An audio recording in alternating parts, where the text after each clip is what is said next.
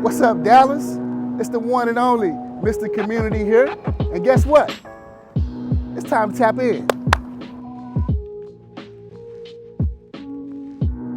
Good evening, Dallas. It's the one and only Ed Turner. And guess what? We're tapping in.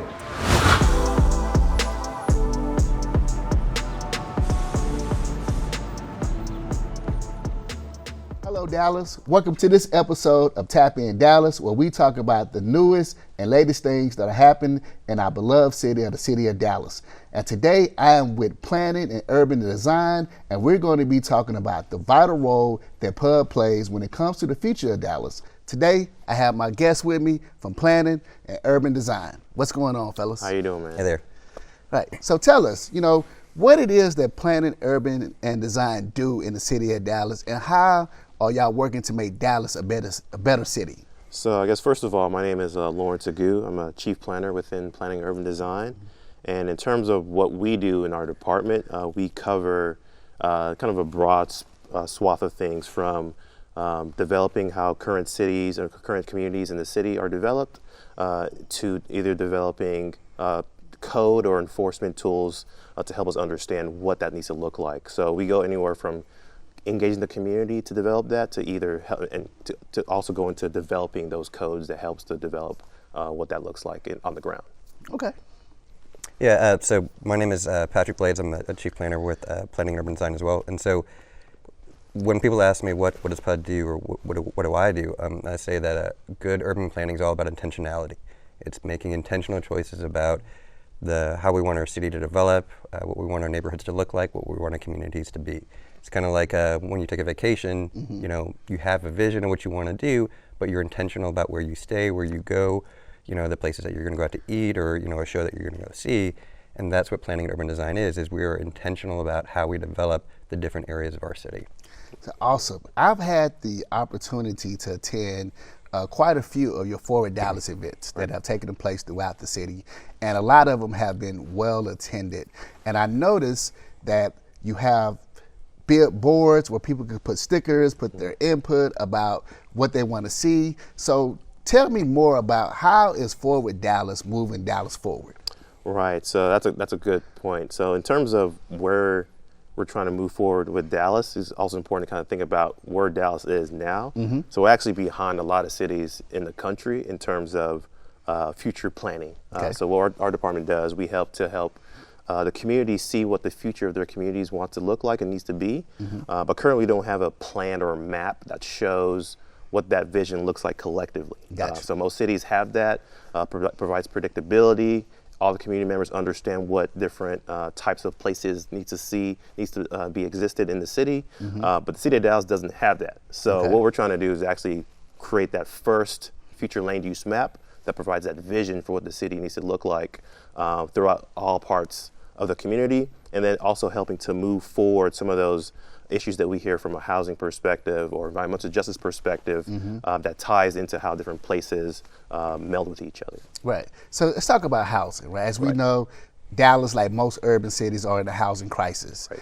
What role does PUD play in helping create a vision for affordable housing, or even if that's even your field? Right. So although our department, we're not the housing department. Right. What I say about planners is that we know a little about a lot of things. Okay. So we know a little bit about housing, a little bit about transportation. And when it comes to housing, I think we're starting a conversation with community members just to kind of understand what does that mean for the future of the city as we're going through a housing crisis and we're going through affordability crises. The city's supposed to basically add 300,000 more people in the city in 25 years. Wow. So if we're currently having housing issues, and we're going to be adding basically the size of the city of Plano in the city of Dallas in the next 25 years, we got to think about what does the land use mix need to look like? How do we need to think about housing and different options of housing in the city? Yeah, so you think about housing and more people that are moving in, that goes into environmental quality, right? Like the impact that it has on the environment. Right. What is the feedback that you are getting from not only the activist community, but even the residents of Dallas when it comes to making sure our quality of life and the environment is sustainable for expansion? Yeah, you want to take that one? Yeah, and so for the past year and a half, we've been having conversations with different communities in Dallas. We've basically, it's been an open invitation of wherever would have us. And really, what we hear when we talk about housing and quality of life is we know we need to add all this new housing, right? We can't. We're effectively landlocked. We don't have a lot of green fields to develop for housing anymore. There's a couple in southern Dallas, but mostly it's about understanding how we can integrate additional housing within our communities and our neighborhoods. And generally speaking, it's three different ways. It's areas like downtown or uptown where, we put in bigger buildings, more housing, it can go there. And then it's taking a look at some of our corridors, the commercial areas that, retail and office isn't what it was, 4 years ago, 5 years ago, 10 years ago. And so when we're in these communities and we say, where should more housing go? They say, when that Tuesday morning or that Bed Bath & Beyond, when that goes away, that's where we should put more housing. 37 different townhomes should go there, or the 4-story office building should become a 4-story apartment building. Gotcha. And the last area is just understanding how a little bit more housing can be integrated into our neighborhoods while still preserving the feel and the authenticity of those communities as well. So it's basically working with what we currently have and trying to improve on that. Because I've heard people have conversations about, well, Dallas is always tearing stuff down and building new stuff. How are we maintaining our old history in your planning designs? Does that play a role in that? 100%, Phil. Yeah. So within our department, we also have a conservation, Okay. historic preservation team, and just recently they've been added to our department. They used to be a separate department. Now Okay. we're actually in the same department. So it's important as you're looking to the future of communities, need to respect the past and how you actually got there. Okay. So the city of Dallas has a kind of a terrible past of destroying old buildings, kind of just building new, and just neglecting what brought us here, and understanding what brought us here. So we're looking to make sure that we are bringing forward all that history, all those stories of other communities as we develop the vision for what the future needs to look like. And it's not us developing what that Right. is. It's the community telling us what they want to see in the future, and us putting that on paper and letting them kind of understand and see, is this a vision that you want to see? Does it reflect the history? Does it reflect your current issues and the future of what you want to see too as well? Right. So that's kind of what we're trying to Yeah, do through this process. it's Yeah. about honoring the past of those communities, Right. recognizing the present, and then planning for the future. Exactly. Because we can't, we can't plan for Dallas in 1994 or in 1974. We've got to plan it for 2024. Right. But that doesn't mean that we can't. We need to be honoring the past of those communities. Right. To understand where they came from, because it's a big part of Right. what our work is. And I think a thing about that too, you mentioned we're planning in 2024, but we're actually planning for 2045 in the future too as well. So there's a lot of issues that we might not even know that existed. Like for example, when we did the first comprehensive plan in the city, that was in 2006. Okay. A few years later, the housing crisis happened. Uber was created. Different things that happened in our physical environment that the plan didn't even understand about. So Right. it's important that we think about what changes could happen in the future. Although we don't really know what Right. that is, it's important that we at least try to think about increasing housing and other types of transportation opportunities that might need to happen with land use. Because as we talk about, like, technology is always evolving, right? You know, Right. what's going to happen in the next few years. Exactly. Because, being a resident of South Dallas, I see what's going on with SM Wright Freeway, and they're making it a smart road. And then Right. Safe Street project is Right. happening with the Martin Luther King Center. Right. And you have the Forest Forward Theater right there, Right. which is historically is coming back, right? Right. What role is PUB playing in keeping that history and also developing new ideas for the community, particularly South Dallas proper? Yeah, and so in addition to the Forward Dallas comprehensive plan that we've been working on, we've been working on an area plan for the South Dallas Fair Park area. Okay. And we've been doing that for the betterment of 3 years. Had a lot of engagement and good conversations with South Dallas. Because you live in South Dallas, I'm sure you've seen just in the past couple of years, the development is starting to happen. Yes. Right, and there's a lot of concern about what happens to the people who are living in South Dallas when the development happens. And so working with folks in South Dallas, we're working with how to figure out how to prevent more displacement while understanding that additional development is going to happen. Right. And so really those conversations have evolved to, okay, the neighborhoods, the Queen City, Colonial Hill, those are the areas that should preserve the feel and the vibe that they have right now. Areas along like Robert B. Cullum or J.B. Jackson that are commercial or transitioning out of industrial, that's where that development should happen. You know, MLK, you know, how MLK develops probably should develop, and the community has articulated that what they think MLK should look like should be something different than Second Avenue should look like. Right. That Second Avenue shouldn't have higher, you know, mid-rise stuff, shouldn't have that intensity. It should have more of that walkable feel that Greenville or Bishop Arts has. But and so, you know, that's PUD's role in going into a community, being a part of that community, you know, and giving them the tools and the language to help create that vision that they want for that community. And what's the impact does this have on zoning? I know that plays a big role. That's a really good question. Yeah. So the city of Dallas has not always been great at, we go into South Dallas and we say this is what it should be, but we don't actually then make the changes to actually get that change to happen. And so in South Dallas, we're really, you know, we have a vision, like that's the future land use of what we want, right? That's a menu item where you say, I want it to be a cheeseburger, not a pizza, right? The zoning, that's the ingredients that actually help you get that menu item. So Gotcha. that's how to make that cheeseburger. And in South Dallas, as we're wrapping up this area plan, we are going right into changing the zoning to achieve that vision that the area plan has, and that's something that the city of Dallas has not always done and not always done a good job of. Yeah. You know, we create that vision, and then it's 5 years later, and they say, well, why hasn't it changed? And we say, well, we didn't go back in and change the zoning. So it's been really important that as PUD has evolved as a department, we're all part of that same department, because it used to be somebody creates a vision, somebody else does the zoning, Right. somebody else does, and no, like, you know, myself, Sandra Bowie, Lindsay Jackson, we've all been a part of that, and from the very beginning of that to the very end of that, we're going to be a part of that, and that's just really an evolution of our department, and I think it's a good thing for the city. And speaking about like tools, like kind of it's more to understand the different tools that we have as planners. So I talked about the comprehensive plan for Dallas.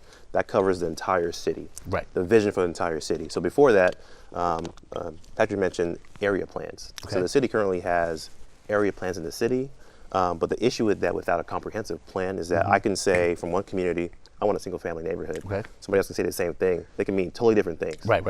So the part of Forward Dallas is to make sure that everybody's using the same language. Okay. And then after Forward Dallas occurs, we can go back and start to go back in certain communities to refine and tweak a bit more nuanced kind of vision for a community. And then when you have that vision, when it's understood from the community from a particular place, Yep. then you can go and update the zoning, the tools to enforce that vision. Okay. So the city of Dallas is kind of backwards. We kind of just created zoning out of basically certain people providing input, and that's the policing tool, the enforcement tool. Okay. But there wasn't a micro and macro vision for what needs to look like in the city and different communities. Okay. So we're basically going back, making sure that the large macro picture makes sense and is developed. We can go and make those smaller area plans as well, and then hopefully update zoning to match that. Yeah, because like, you know, Queen City is predominantly a neighborhood that has a lot of single-family houses in Yes. it. So does Buckner Terrace. Right. But you walk through Queen City and you walk through Buckner Terrace,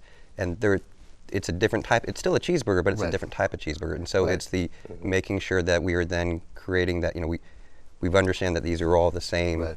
communities, but they have some differences, and just understanding from that area plan perspective of. Because one has cheese and the other one doesn't have. Yeah, exactly. cheese. You know, Right. one has sesame seeds on it, the other one Right, doesn't, right? exactly. And we're not making a judgment call about which one is better. We're just Right. acknowledging that they're Right, they're still the right. same thing. They're still a burger, Right. a little bit different types of burgers. Right, absolutely, right. absolutely. So I heard this word about place setting. Is that a terminology that you all put that in layman terms? What does that mean? Yeah, so the term that we're using before Dallas will probably hear over and over again is place types, community types, Yeah. neighborhood types.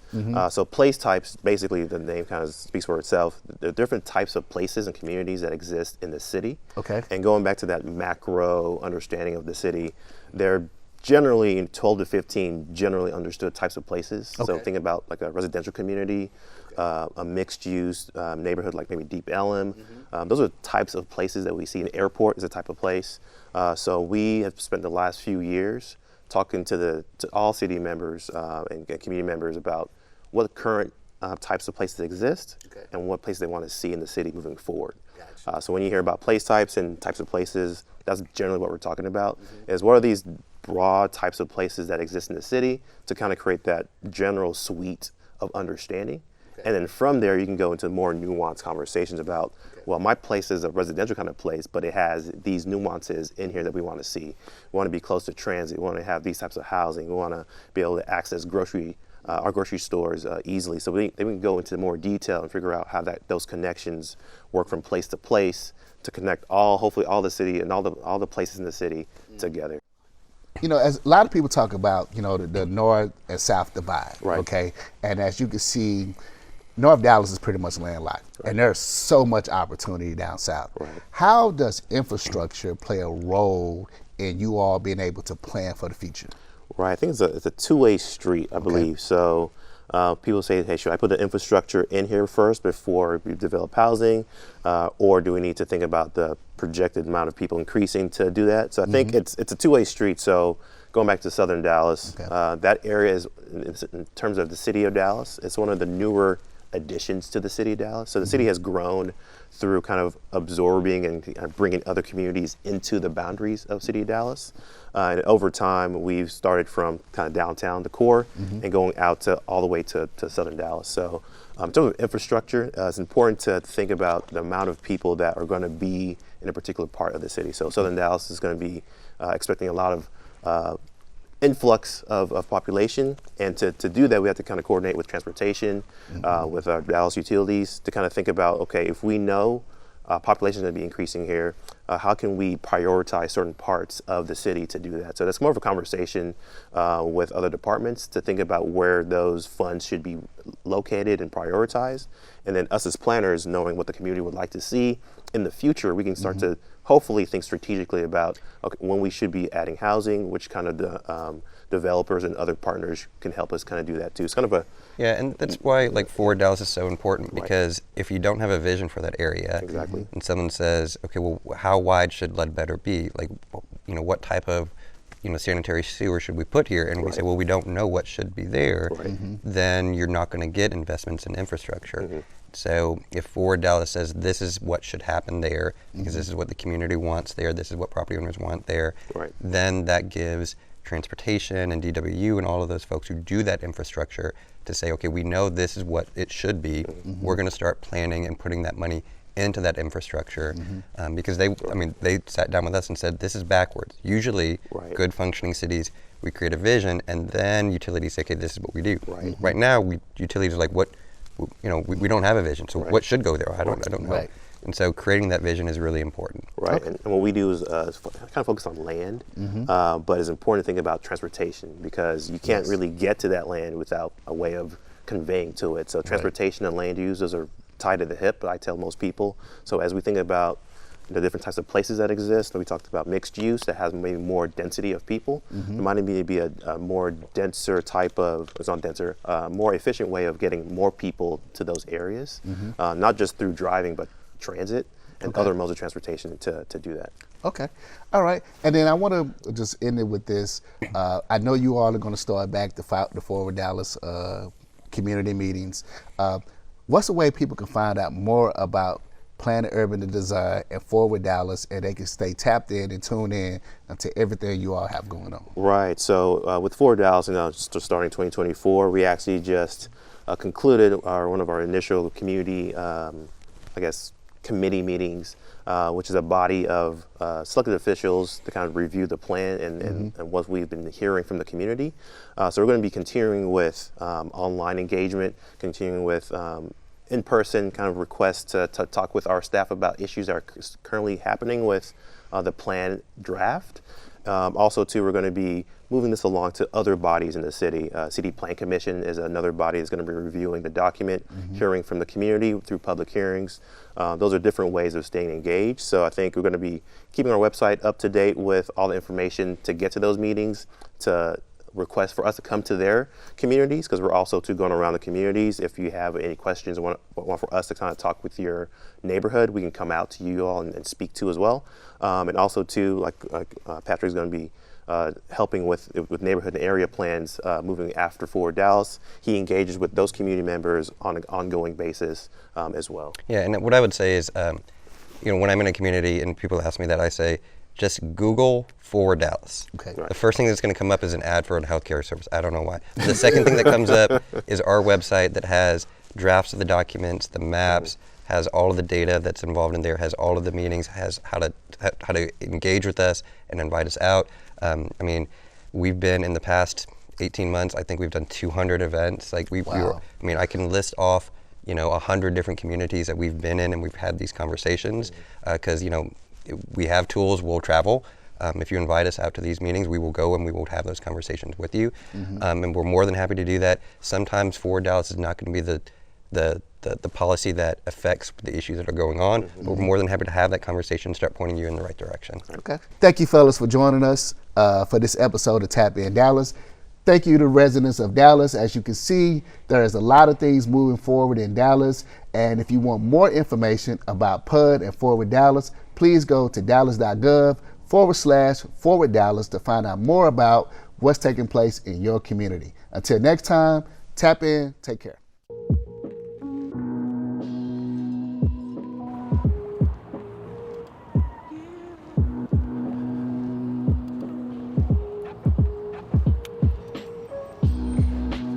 Let's tap in, Dallas.